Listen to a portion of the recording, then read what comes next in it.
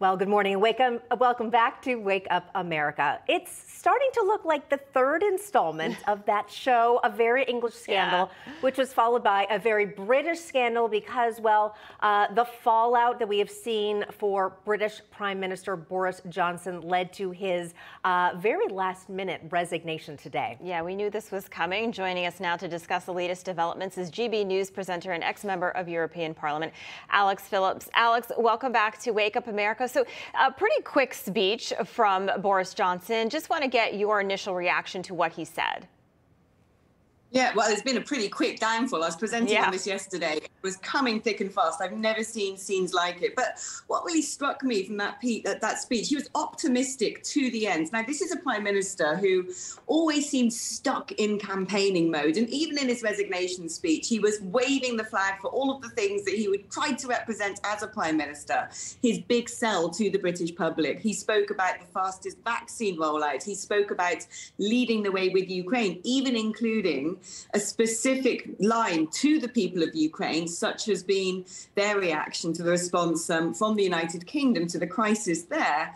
But perhaps it was this campaigning element of Boris Johnson and needing to be liked that in the end led to his downfall. Because as wonderful as he is, and as much as people now feel, I'm sure, that there's a big Boris-shaped gap in our lives, he used to concentrate a bit too much on that and not take the tough decisions, and most importantly, not always admit when things had gone wrong. And that was eventually what led people to say, it's all very well being liked, but at some point there needs to be a bit more integrity in the way you run a country.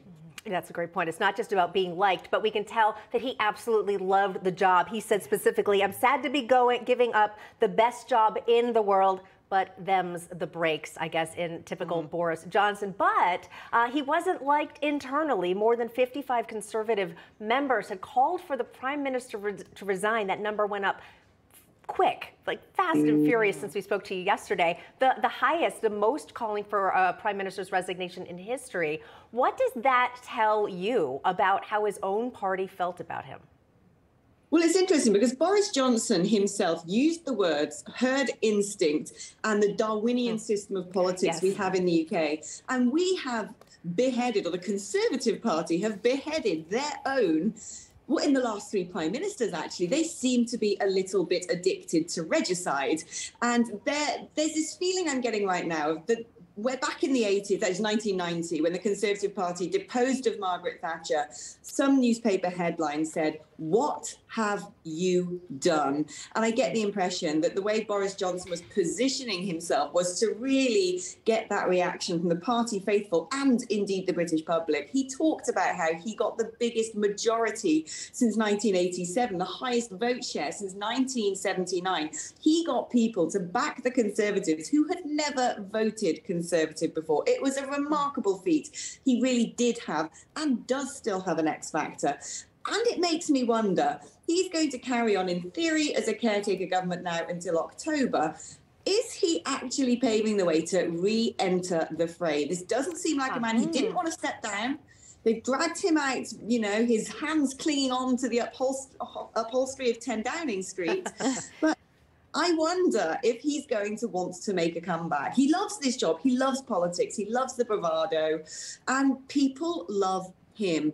And I do think that the Conservative Party do need to take a long, hard look in the mirror today, because there were people yesterday who backed him in the morning, who took jobs, big offices of state from him in the morning, and by the evening were asking him to go. So I think when it comes to herd instinct, well, there's a lot to say about that. Yeah, you're right. He said he loved this job. He said that he hopes the new leader can give you as much support as I can. And he, as you mentioned, he's going to stay on through the fall. He said your interests will be served and the government and country will go on. So, Alex, what's the next step? Take us through this process.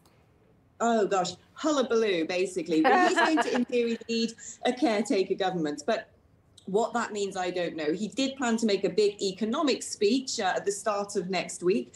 The idea was he was going to drastically cut taxes. Can he do that if he's a caretaker government and not the Prime Minister? Is he able to introduce a new thrust of legislation? People in his own party say they don't want him to be in a caretaker government. They want things to be done very quickly. Opposition parties obviously also calling for him to go quickly.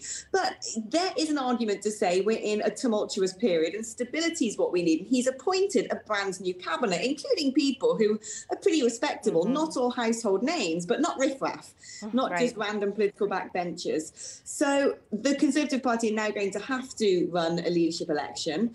But the interesting thing is there are no clear candidates. There's no one waiting in the wings who's a natural successor. So it's going to be a very interesting time. Normally, these things can be done in as short a time period as 2 weeks. Following Theresa May's resignation, things turned over pretty quickly. Wow. The party itself has to vote on the initial candidates who throw their hat into the ring. Then it goes out to the Conservative Party membership. I don't understand yet what the time frame on that's going to be, but I think the Conservative Party have got themselves into a bit of a pickle and quite frankly, have probably got the country into a bit of a pickle. Right. Yeah. All right, Alex, really quickly before we let you go on this hot topic of the day, we know that Boris Johnson, of course, spoke with Queen Elizabeth before he resigned, but also moving forward, he was the 14th British Prime Minister. But Queen Elizabeth, who just turned 96 years old in April, will be welcoming in her 15th her 15th Prime Minister within her reign. That's such a remarkable expanse of history.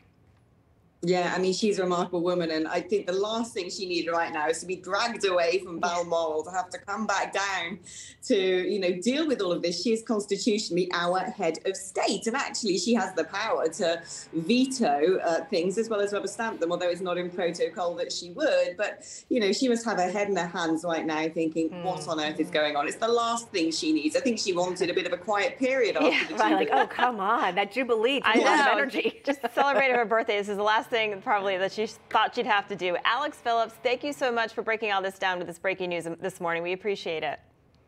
Pleasure, as always. Hey, I'm Rob Finnerty. Thanks for watching. If you enjoyed this video, please join the conversation in the comments below. Don't forget to subscribe, too. Hit the bell icon to be alerted to breaking news. And remember, there's a whole lot more on Newsmax TV, America's fastest growing cable news network. Newsmax TV, we're real news for real people.